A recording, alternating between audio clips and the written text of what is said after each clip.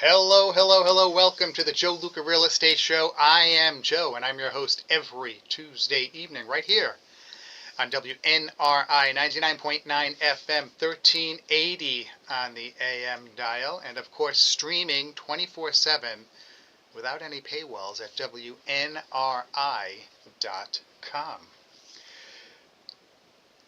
We rebroadcast the show every Saturday at 1 o'clock, so if you can't catch the show live on Tuesdays, listen in Saturdays at 1 o'clock. You can catch the show then. So, just quick update what's going on in the real estate market regarding, people always say, what are markets doing? What are the interest rates doing? So the 30-year fixed rate mortgage is 6.3%. This is from Mortgage News Daily. 30-year FHA 5.91, 30-year VA 5.93. Now, I always give, there's like an asterisk next to those rates because that may or may not be the rate that you get. Maybe you'll get a better rate, maybe you'll get a worse rate. The things that impact mortgage rates are, one, obviously, your credit history. Two, your down payment. Three, the type of house you're buying. And four, whether it's single or multifamily. So, type of house you're buying. Is it something you're going to live in? Is it a primary residence? Or is it a vacation home? Or is it an investment property? Those are all going to impact your mortgage interest rate. The lowest rate is going to be for a single family primary residence. So that's why you'll read in the national news there are some nationally known politicians who have allegedly purchased properties saying it was their primary residence when in fact it wasn't. The reason they did that most likely was so they could receive a better interest rate. Okay, if you're buying a $400,000, $500,000, $600,000, $700,000 property and you're saying it's a primary residence and maybe you're trying to get an FHA mortgage where there's a low down payment and you get a better interest rate. I mean, just today, a conventional mortgage this is for conventional primary, 6.3 as opposed to FHA 5.91. If we're getting a mortgage for an investment property, I don't track those figures every week, it would be even higher, okay? So month after month, year after year, that's a big difference in how much money a homeowner will pay out. So that's why sometimes people choose to take a risk and commit, fraud, which is a breaking of federal law. You really shouldn't do that. We do not advocate do that. I always tell people, do not misrepresent what you're doing with your property. So, single family, primary residence, that's going to be the best rate that you can get. If it's a vacation home single family or a rental property single family, a little bit higher. If it's a multifamily home, even if it's your primary residence, it's a higher rate. If it's a multifamily home that's a non-owner occupied investment property, higher rate. If it's a condominium, a higher rate, okay? And then, of course, if your credit is not good, your rates are going to be higher across the board on everything. Okay, the best mortgage product out there is, for active military and veterans, it's the VA mortgage. That's, you get a low interest rate, 5.93. There's no PMI, so even on that FHA mortgage, it's a little bit lower. You have to pay private mortgage insurance. So that increases your monthly payment. That could be, $100, $200, $300, $400 a month, depending on the size of the mortgage. But the VA loan, it's a no money down loan, okay, no deposit. You don't pay anything. It's all rolled into the loan. And then you're still getting the really low interest rate, and you do not have to pay any PMI. So that's why that's really the best. And they can also be a little bit more flexible or forgiving on credit, okay, more so than FHA. All right. So that's another benefit that military veterans, active military, that they receive, from our government, and that is indeed a great program. So 6.3, 5.91 FHA, 5.93 for VA. Again, folks, these rates were all over 6%. They were higher than 6% a few weeks ago. So these rates are lower. Now, of course, everybody's looking at what's happening with the December meeting of the Fed to see if they're going to drop rates again. I think a lot of whatever they do, it's already, somewhat, as they say, baked in. They're anticipating that there's going to be a rate drop in December. We'll see. It does not directly impact mortgage rates. Okay, let's just get that straight. We have to say that every month. All right. Something I want to talk about tonight that I hope a lot of you will find interesting. And if you have questions, you can just reach out, give me a call at 401-769-0600, 401-769-0600. And I want to talk about, Home Depot, publicly traded company, the third largest retailer in the company, the largest home goods supply store in the country. They had an analyst call recently, where essentially that's where top management talks about, what the numbers are for the company sales and compared to actual sales compared to what was expected, all right? And they had some really interesting observations, okay? So one of the things they were giving as an explanation for why sales this year haven't been, and this is in the third quarter, weren't as high as they were last year is, this was, I thought, pretty surprising that they actually said this, lack of storm activity. Seasonal storms usually drive demand for roofing generators and repair supplies. This year's mild storm season left those categories under pressure. I think there were 0 named storms that came ashore as hurricanes this year. So that's a good thing for insurance companies. That's a good thing for homeowners and even tenants.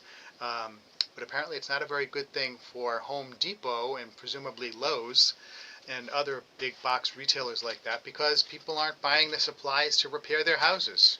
All right, so that is something that I thought was kind of interesting, because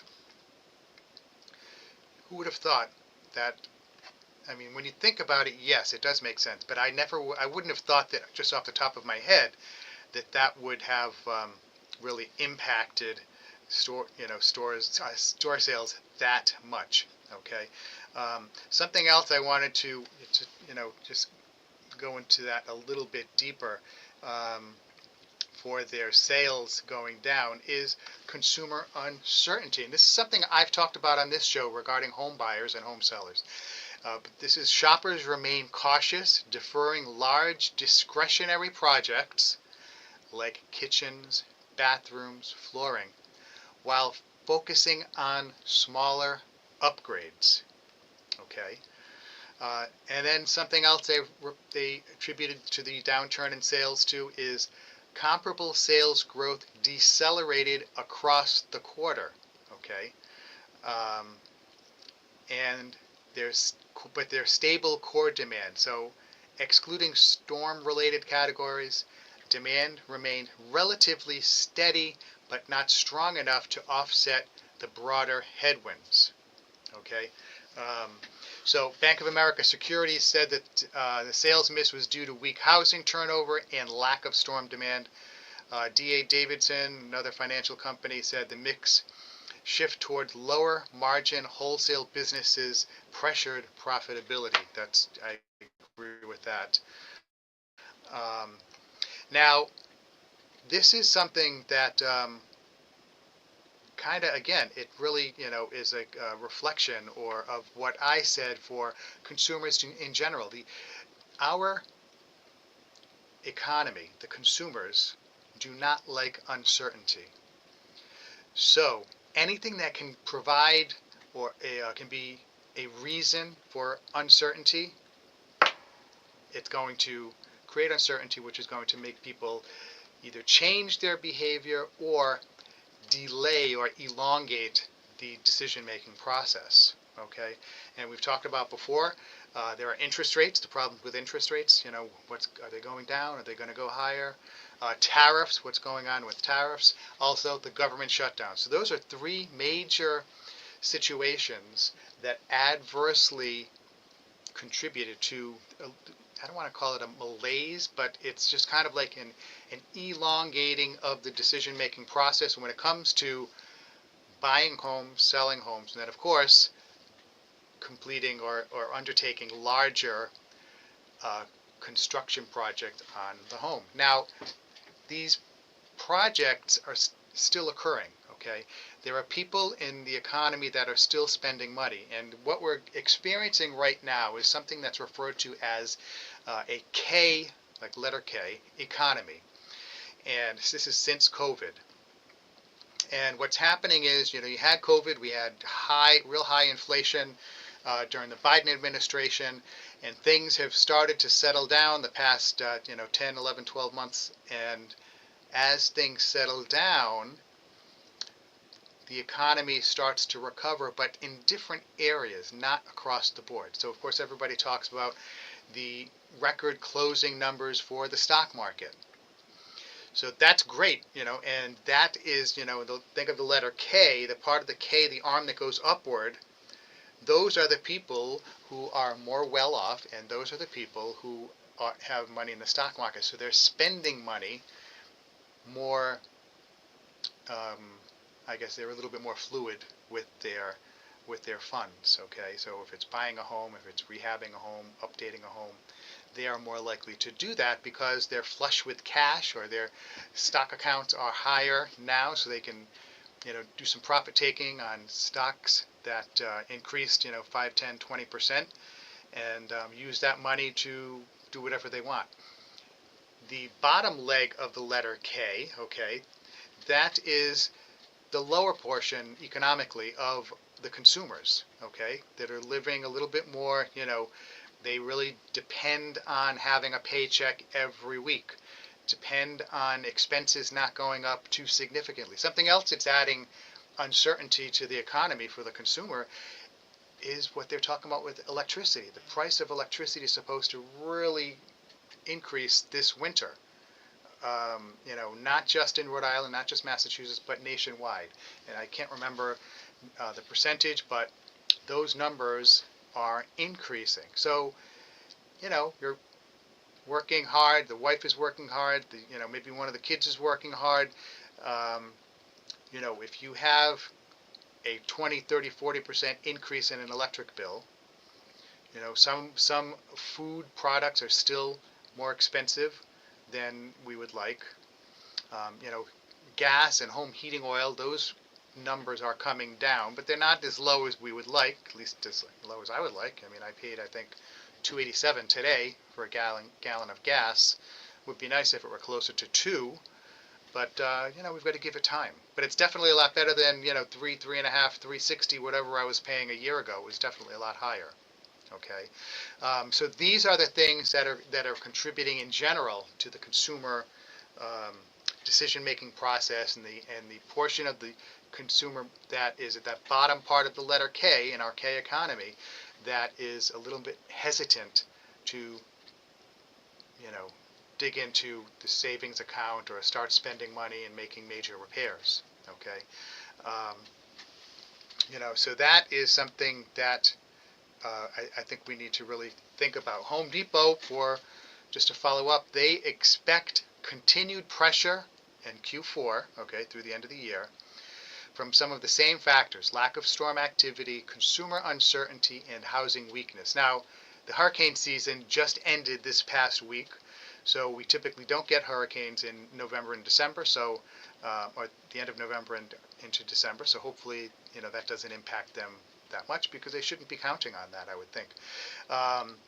The Home Depot says, despite near-term challenges, analysts still view Home Depot as a long-term winner. Okay, this is not Home Depot that's saying this. This is financial analysts, and that's due to strong execution, digital capabilities, and steady maintenance and repair demand. So Home Depot's analysts, their analyst call highlighted the sales softness not due to execution, in other words, not due to their own screw-ups, but it's due to external factors. Fewer storms, hesitant consumers, and sluggish housing market.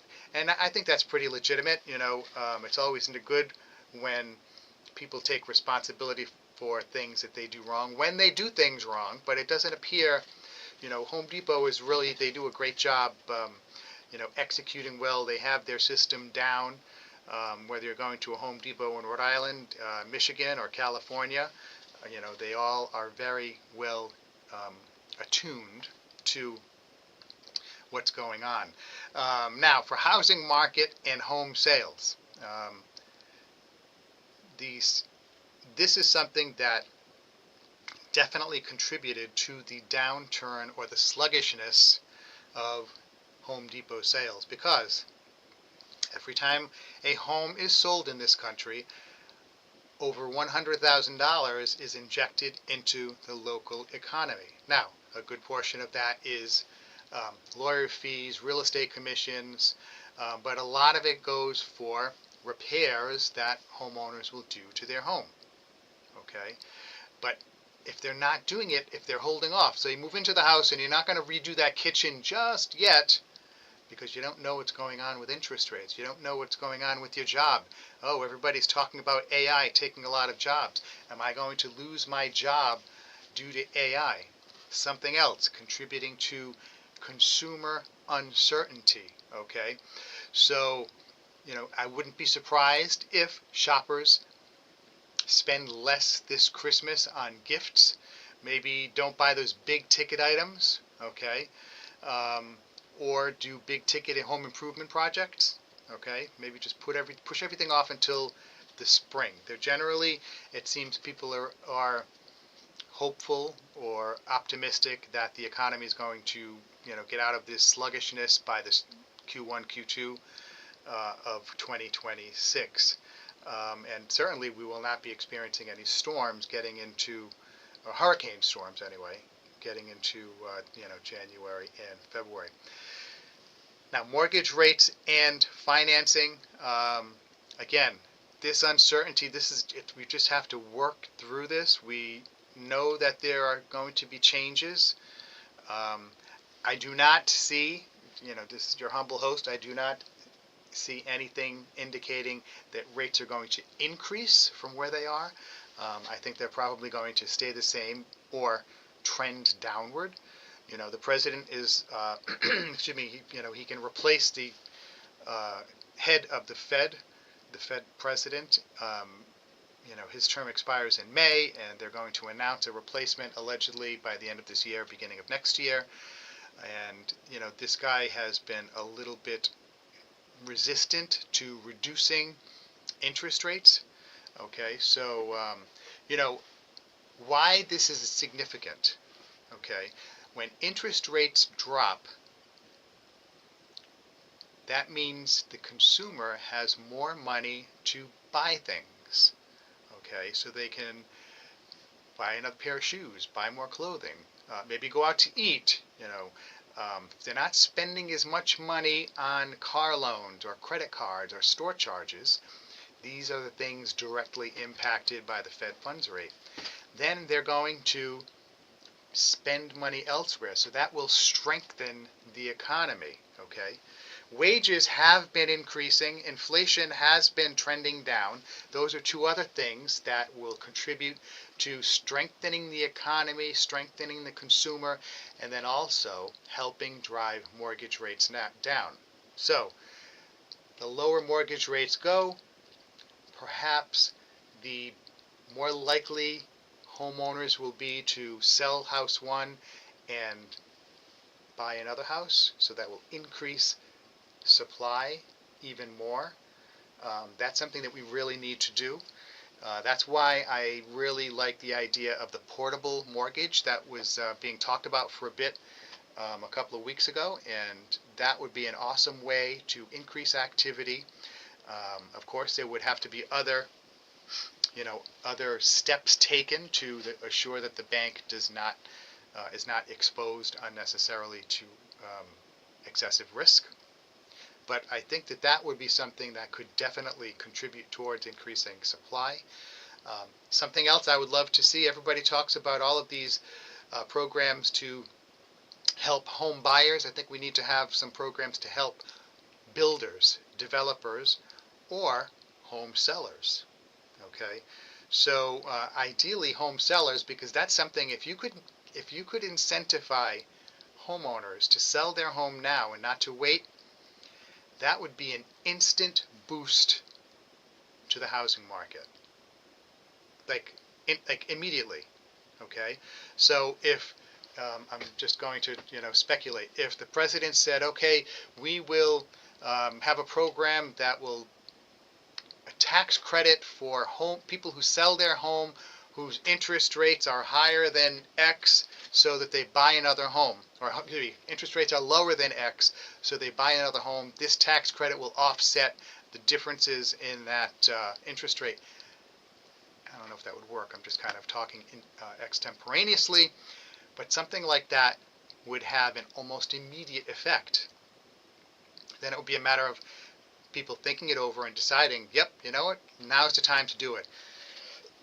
Excuse me, that home that we were looking at finally came on the market, or we have the down payment necessary, so it makes sense, let's do it. That would have an immediate impact on housing supply. And again, we only have about 2 months supply in southern New England. We need to be at 6 months to have a balanced market. So we're still in a seller's market.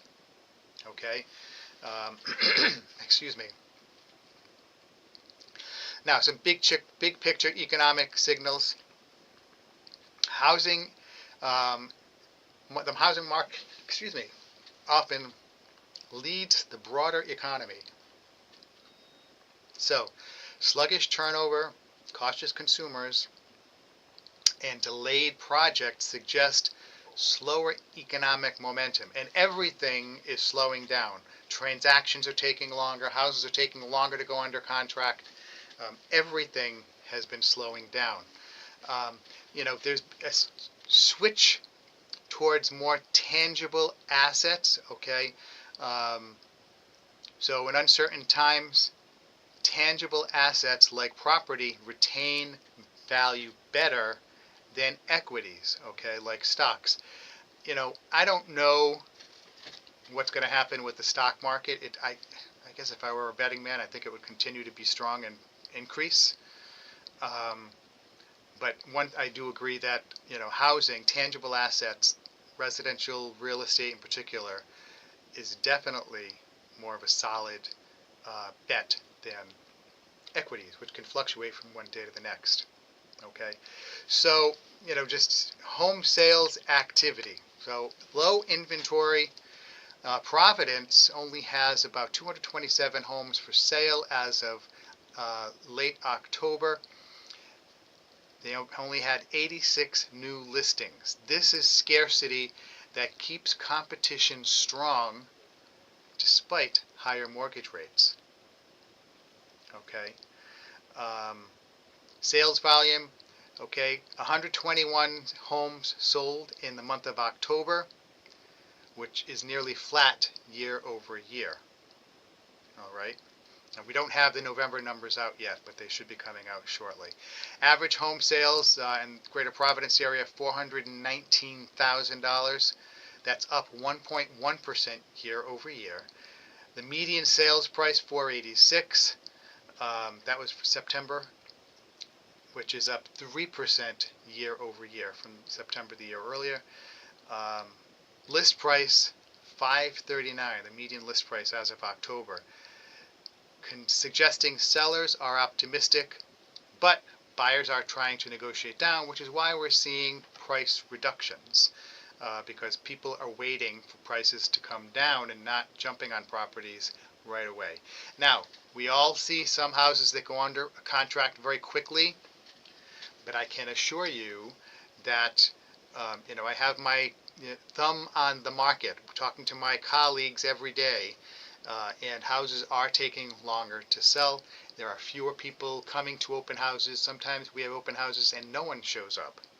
Okay, So if you have a house that's not on Main and Main, that's not in that sweet spot of housing affordability, something in that 350 to 450, 475 range, below 500. When you start to get above that, you start to see fewer home buyers coming to look at the home because there are fewer people who can afford that. All right. Um, Now, just for getting back to Providence, for some neighborhoods, so the variation. College Hill, RISD, Brown University, the median price, $968,000. Okay. Downtown Providence, mostly condos. Okay. Median price, $548,000. Federal Hill, the median price, $430,000. Okay.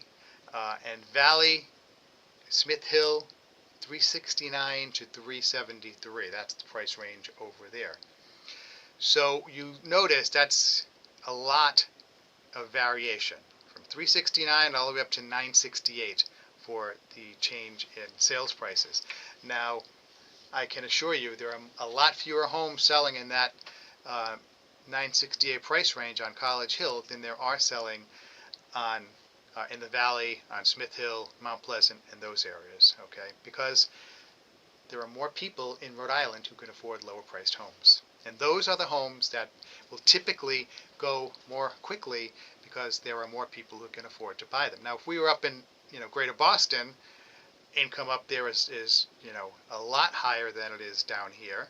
Houses are priced higher, but those people can afford to bid up houses in the $600,000, $700,000 price range, like we do down here in the $300,000 to $400,000 price range. Okay, so the sales to list price ratio is about 1, meaning homes are selling at or very near asking price. Okay, it's still a competitive market. I don't necessarily agree with this. They said that many homes receive multiple offers. I would say some homes receive offers above asking price. Mortgage rates are higher than they have been, which makes it more challenging for first-time home buyers. But supply shortages are preventing price declines, and no shortage of demand is continuing to bolster home values. And that's why, when people ask me, Joe, what do you think is going to happen with the market? When are prices going to come down? I don't see it. I don't see it. The data does not support it. Now, could something happen? Yes. But the likelihood of something happening to prompt a reduction in home values, I think, is very, very slim. Okay, in Rhode Island, we've been fortunate that year over year, our prices have been in the low to mid single digits, but they're still increasing. Okay, there's someone out there who is making the rounds on some of the talk shows. I didn't catch who it was, but they were talking about a big market crash where home values could be cut in half. Not going to happen. Not going to happen. I will bet dollars to donuts that is not going to happen in the next, I'll say 5 years. Okay, I'll go out that far. We are not going to see prices go down, definitely not values half of where they are. I think they're going to hold steady, and in fact, I would bet dollars to donuts that home prices are going to continue to increase. Now, what's going to change, because I can hear everyone saying or thinking, well, how are we going to be able to afford these houses if prices go up? Well, the reason prices are going up, folks, are because people can't afford them and their home buyers are pushing prices higher. Okay? Every home seller wants to get $1 million for their house. They're not going to get $1 million if there are no buyers who can afford to pay that for the house. Okay? So people are finding a way to pay these higher prices for these homes. That's just, again, basic economics 101. And as I've talked about in the past, there are 9 million adults between the ages of 18 and 34 living at home or with family. Every year, some of those people are leaving and moving into apartments, buying condos, buying single-family homes. that is going to add to the shortfall that we have based on our current pool of buyers, okay, whatever that number is. But if we have an extra, nationwide, an extra 10, 20, 30,000 people every year deciding they want to buy a home, that's not going to make it any easier. That's not going to increase the likelihood that prices are going to decline. The opposite will happen, okay?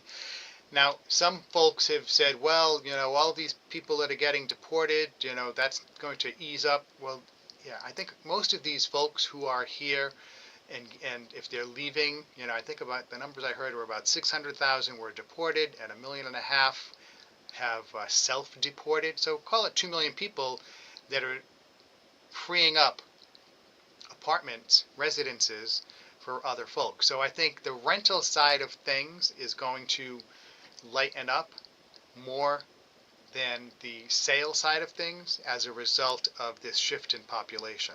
Okay, so I think that the demand on homes to purchase is going to remain strong.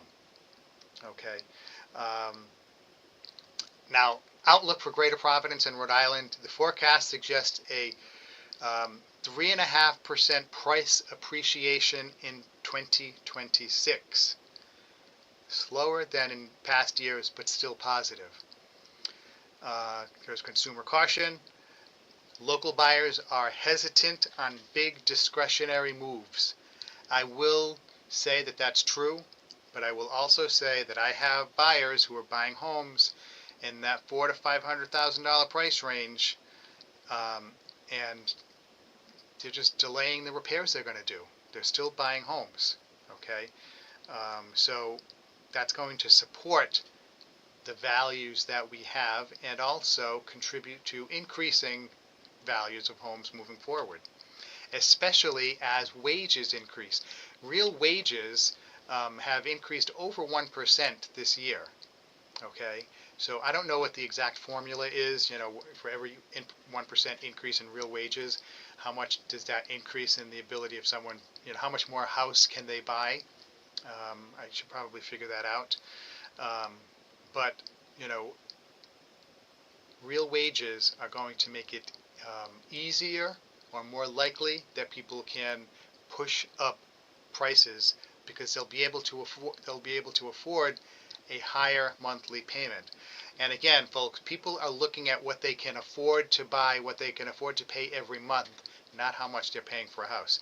Something else that you may want to consider if you're looking to buy a home, compare an adjustable rate mortgage. If you can get a 5-year adjustable, generally people think that mortgage rates are going to come down within 5 years. So if you buy something now, and if you can get a mortgage rate that's a 0.5 point or so better so you can afford more house, jump on that, then refinance down the road, okay, when rates drop.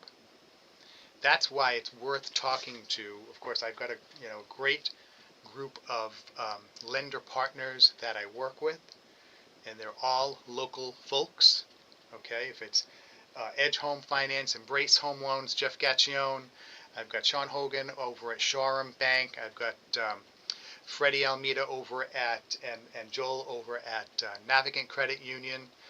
We have Washington Trust, John Mohan, my buddy down there. We have people at, let's see, what else? I've got Louis Rondon at Semper Home Loans. Okay, I have, Loan Depot, the Ferranti Group.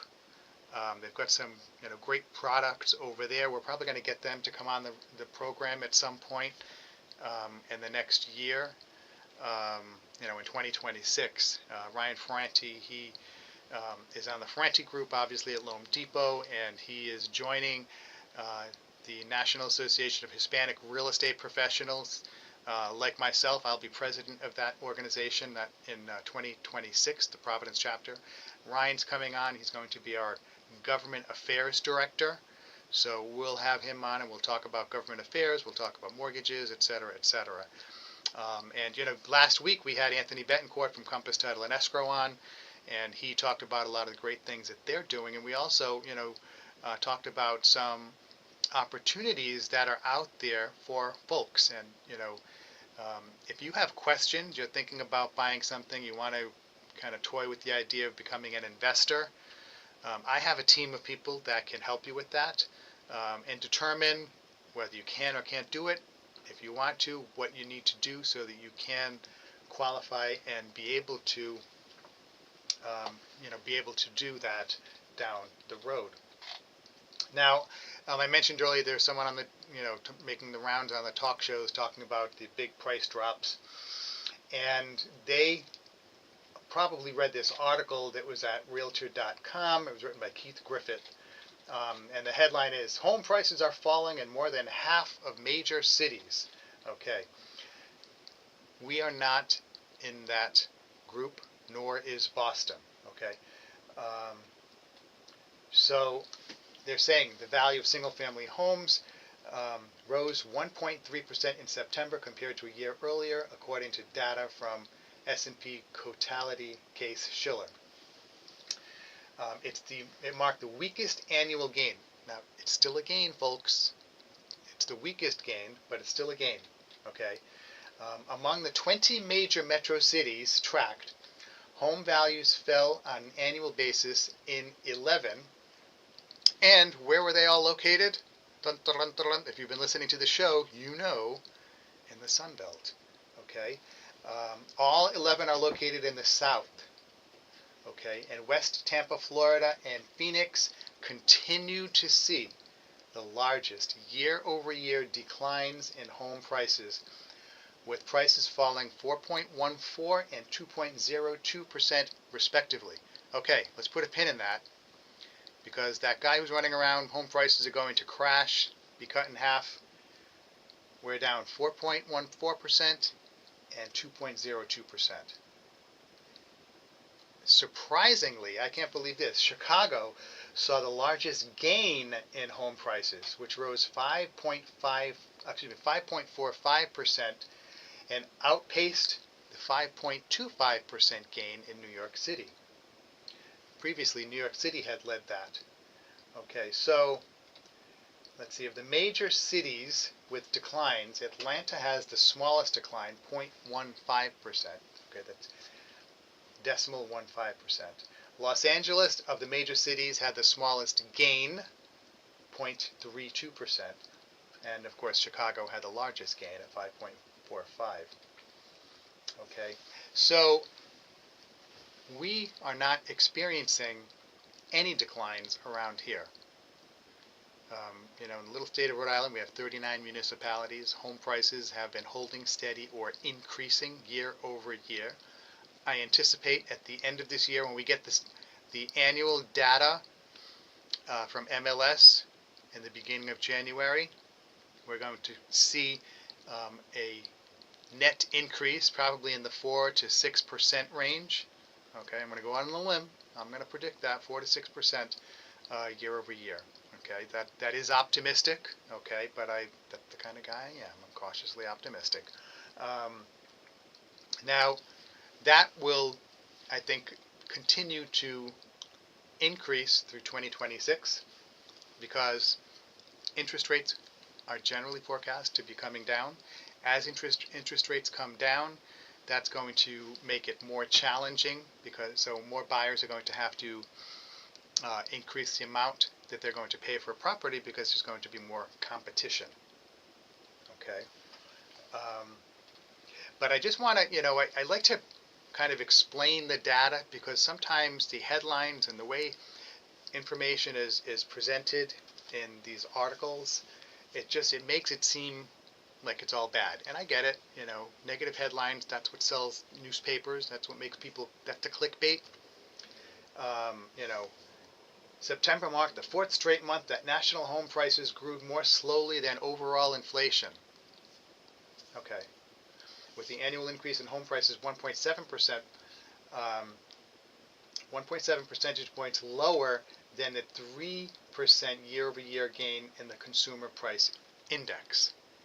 Okay, it means that home prices are now falling marginally on a real or inflation-adjusted basis, delivering a modest improvement in affordability to prospective buyers. Home values are still going up. not as much as the inflation rate. Okay, but again, that's nationally. That's nationally. That's not around here. Definitely not in Boston. Definitely not in Providence. Definitely not in not in Cumberland and areas like that. You know, Lincoln. We're definitely experiencing increases in equity accumulation greater than that 1.7%. Okay. Um, Even where markets are now falling on an annual basis, they remain far elevated from where they were just a few years ago. Okay. Tampa, which has seen the deepest and most prolonged decline in home values among the 20 major cities in recent months, home values are still, despite those big declines, home values in Tampa are still 55% higher than they were 5 years ago. Okay. After the declines in value, they're still 55% higher. Okay? So the market is still strong. This is data that really supports what I've been saying for, I don't know, the past 6, 9, 12 months, all day long. You know, and this is coming from Realtor.com. Okay? You know, they've got some real smart economists that work there, and they're tracking data all the time.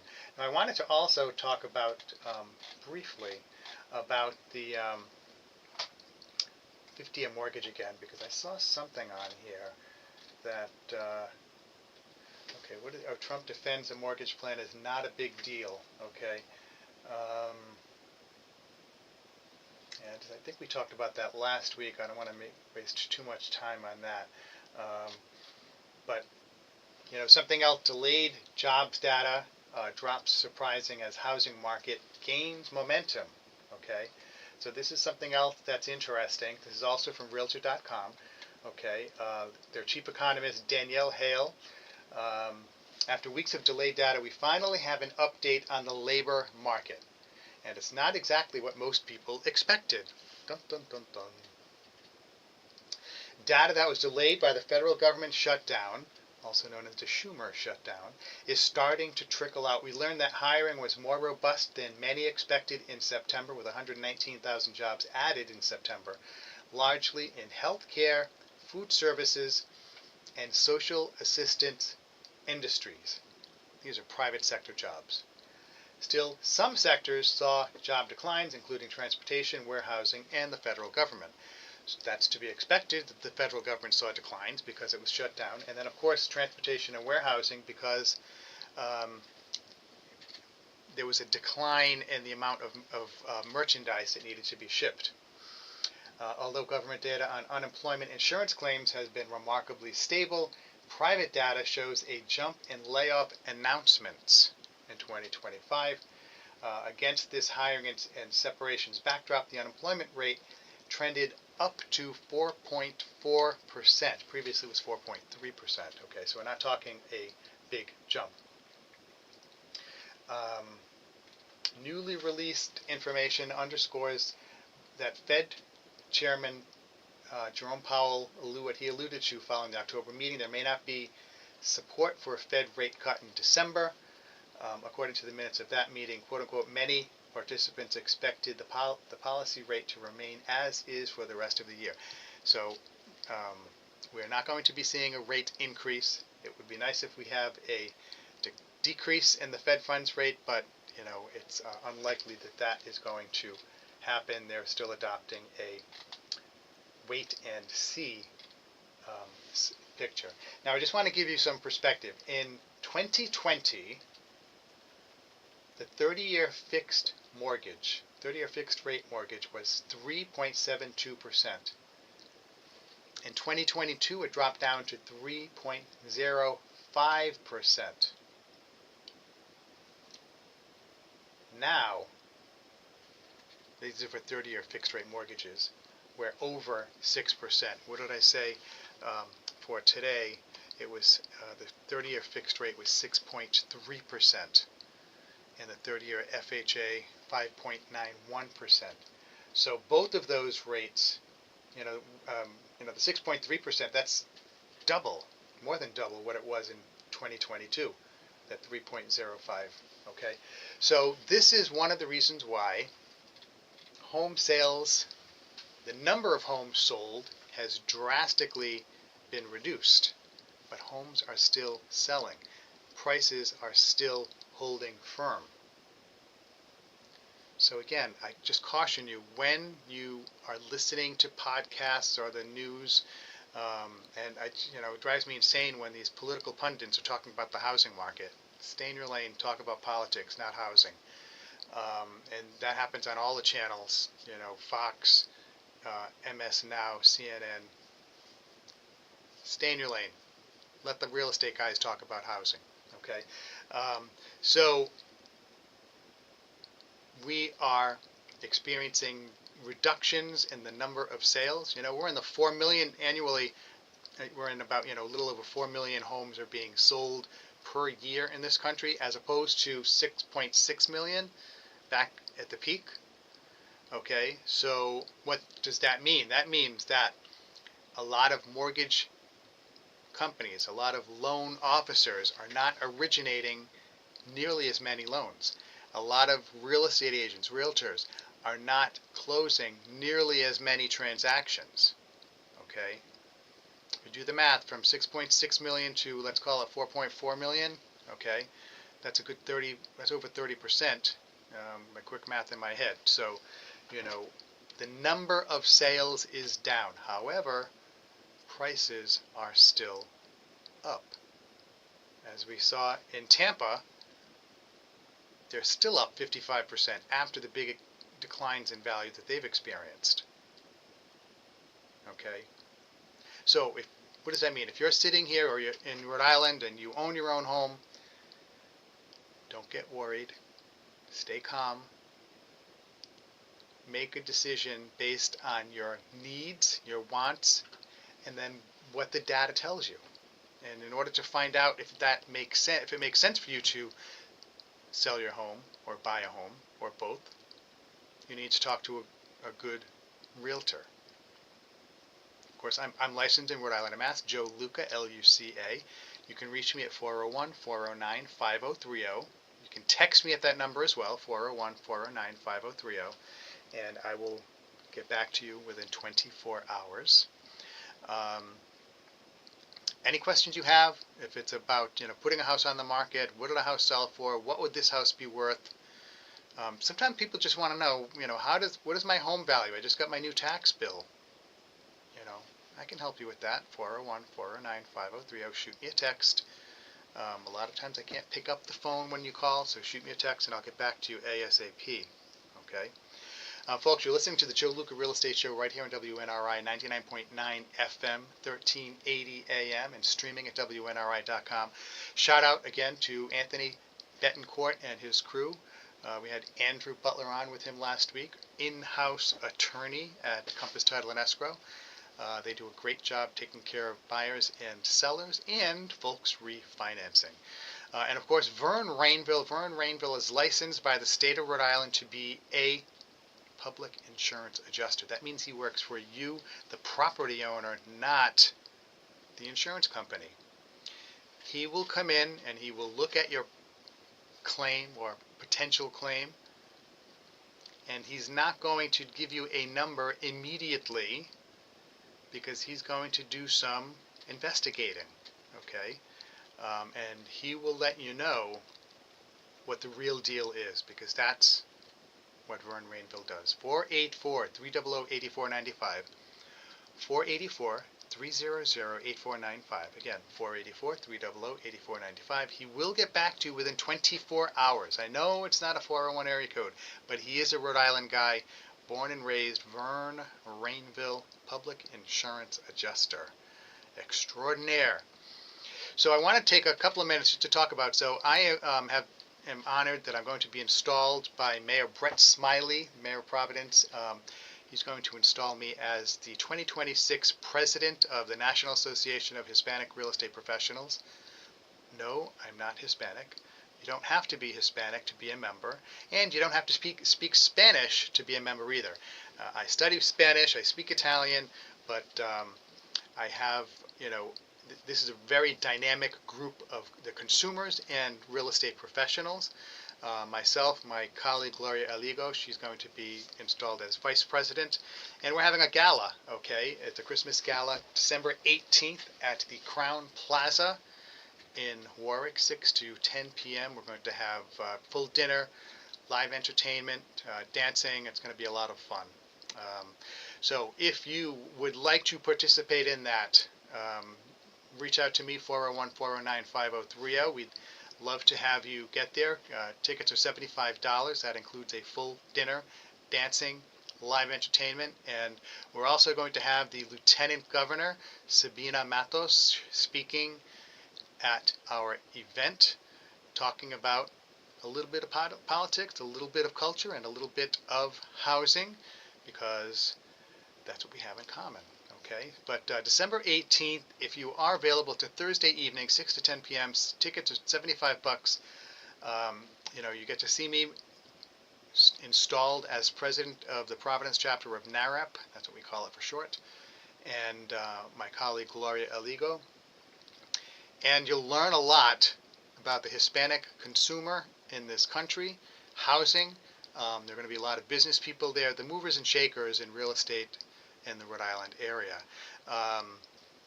So check it out. Just a quick statistic. If you took all of the Hispanic consumers in this country and counted up all the money that they spend, that they inject into our economy, and you made them their own country, okay, you created the Hispanic American country, it would be the 5th largest economy in the world. Think about that. 5th largest economy in the world. That's just a subgroup. Okay?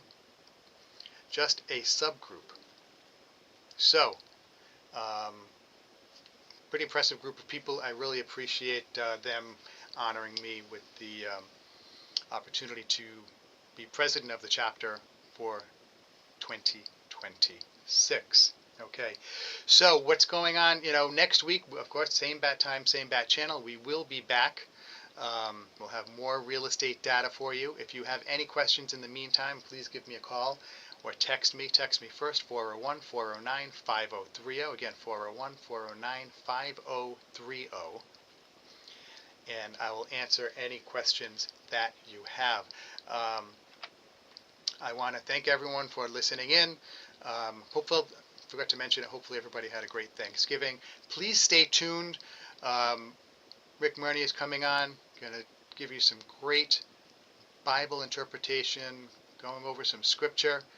And again, this is, the Bible's not, we call it the good book, but it's a bunch of books, and it's got a lot of different things over a big time period that's basically full of lessons for us on how to conduct our lives in a moral, upstanding, and godly manner. So please stay tuned for Rick Mernier right here in WNRI 99.9 FM, 1380 AM.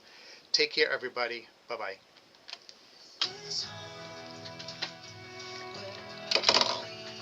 Hey, guys. Thank you very much for watching the show. We'll see you next week. Bye-bye.